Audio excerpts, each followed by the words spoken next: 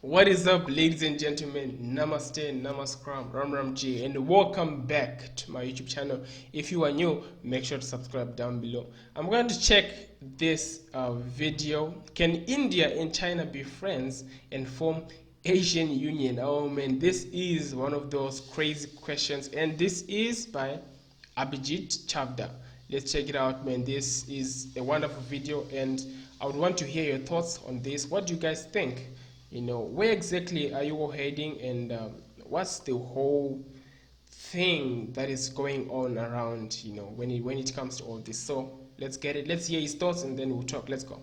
The problem is Xi Jinping and some psychos in top positions of the CCP, Chinese Communist Party. Psychos. If the Chinese Communist Party reforms and ends hostility towards other countries, then India and China can easily become friends and form an Asian union. Psychos. Psychos. I think Right. the top leadership of the Chinese Communist Party is extremely realistic. It's very pragmatic, very practical, and they are very logical. They're not psychos. And if you look at the history of China, and if you look at the kind of leaders they've had in the past, I think Mr. Xi Jinping is a reasonably well balanced person. Yeah. Uh, all you have to do, the problem is we don't study history, right? We don't study history. Just go back a few decades and see what kind of leaders they have. See what Mr. Mao Zedong did to his own people. Right. Nearly 100 million deaths in China and wars with everybody. Man. Yeah. I think Mr. Xi Jinping, if you compare him with Mr. Mao Zedong, is a extremely moderate and well balanced person. The overall objectives of the Chinese Communist Party have never changed. Exactly. That's the thing. Their overall objective from day one has always been consistent and the same: to expand in all directions, take over everybody's territory, and become the center of the world, Exactly. Middle Kingdom, the only nation that matters. Else is irrelevant. That's always been the aim, the dream, the hope of the Chinese Communist Party. So Mr. Xi Jinping is doing the same thing that his predecessors were doing, Right. and right now he has the advantage of a massive economy and a massive military. Because he's a massive military, he's able to pour so much more money into the military.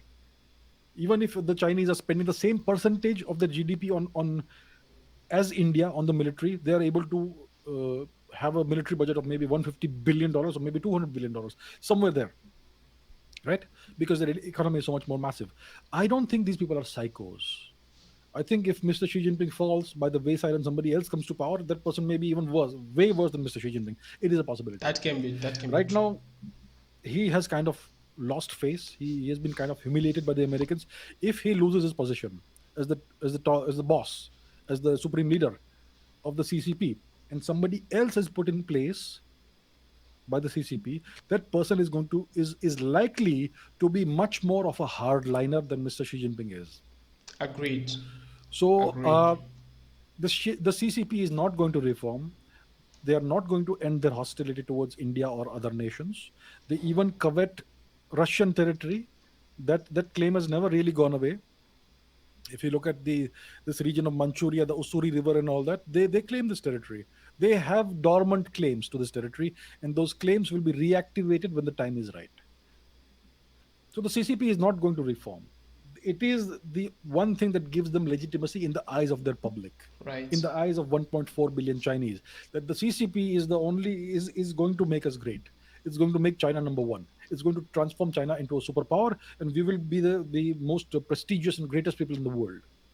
That is the social contract. That is the promise, and that is why the CCP is in power. The moment they lose their credibility, there's going to be civil war in China. That is a process. It's a cycle you see over and over and over again in Chinese history. The dynastic cycles. The CCP is just one dynasty. So we need to be realistic. The CCP is not going to reform. If they start reforming and becoming more moderate, they will lose credibility in the eyes of their own people, and that will lead to their downfall. They cannot afford that to happen. Chinese civil wars are never pretty. They are extraordinarily massive, messy, and bloody. So India needs to be extremely realistic and hard nosed. There is no possibility of China ending its hostility towards India. There is no possibility of having a friendly Asian Union. There could be cooperation between India and China if India rises rapidly in the next 10 years and becomes a significant economy and a significant military power. The Chinese will have no option but to grudgingly shake hands with India and cooperate on a variety of matters. But the Grudgingly. overall objective, long term objective, will still be the same: to destroy India and become number one. So I have said in the past there is a possibility in the future of cooperation between India and China. I have not said there will be friendship and warmth. There will be issue-based cooperation, which already exists between India and China. But always remember the objective of the Chinese Communist Party is to make China the sole superpower in the world. And a strong India, united India, does not figure in their future envisioned world order. All right, so that's the deal. That last point is one of the most strong points that you said there. A strong India does not figure in their future plans, obviously. One might think of expanding to just, have a strong nation. And like what he was saying, like China, it's mostly, it wants to be a strong nation and expand its territories. Now you're looking at that and be like, he was responding to this. Maybe it's one of his subs who asked this question, like, is there going to be any way of India and China getting being friends? And from, well, me, I don't know much, but from what I know, it can be pretty hard.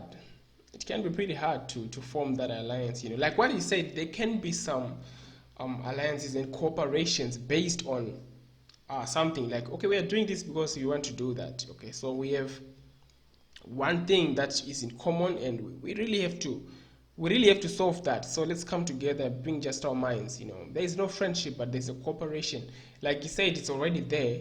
They cooperate in some things, which is good, right?